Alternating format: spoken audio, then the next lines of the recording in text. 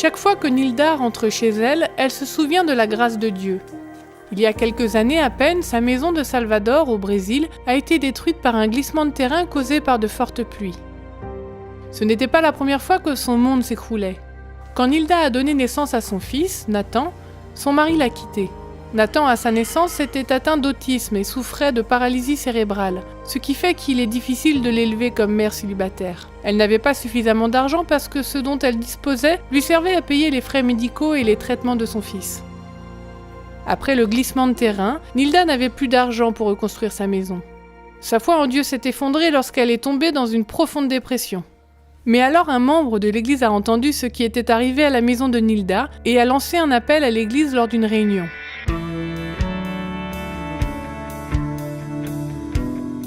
L'église adventiste locale s'est réunie et a complètement reconstruit la maison de Nilda.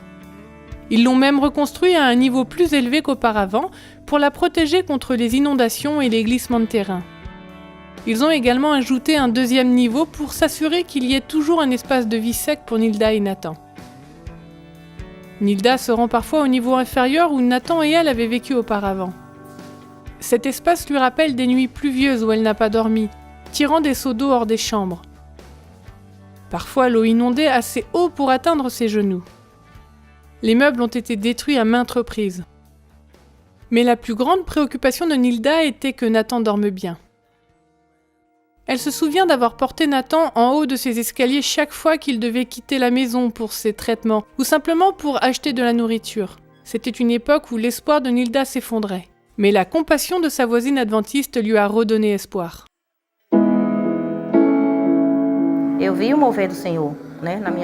J'ai vu comment ces adventistes ont transformé nos vies, combien fut grande leur compassion pour mon fils et moi-même. J'ai vu qu'ils ont fait ce que Dieu leur enseigne, c'est-à-dire aimer leur prochain. Aujourd'hui, si je vois une personne dans le besoin, je prendrai le temps de l'aider aussi. C'est l'amour que le Seigneur veut que nous exercions. Ils m'ont rendue très heureuse.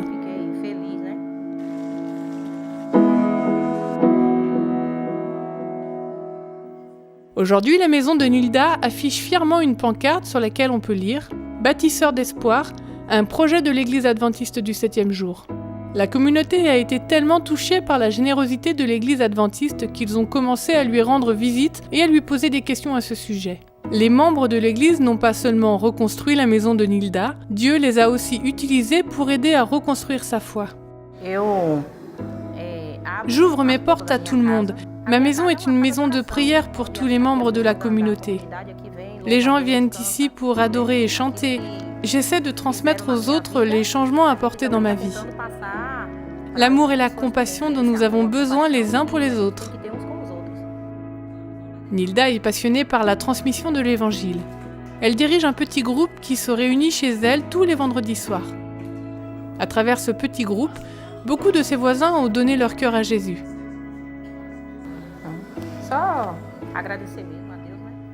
Je veux juste remercier Dieu pour ce qu'il a fait dans ma vie et dans la vie de mes enfants. Que Dieu continue à m'utiliser chaque jour par son Esprit Saint afin que je sois la lumière et un exemple vivant pour montrer aux autres que Jésus vient bientôt.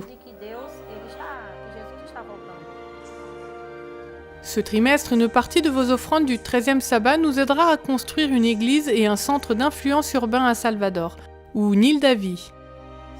Elle aidera également un autre projet au Brésil et 2 au Pérou.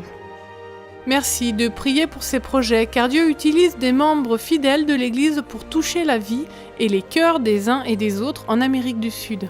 Merci de soutenir la mission.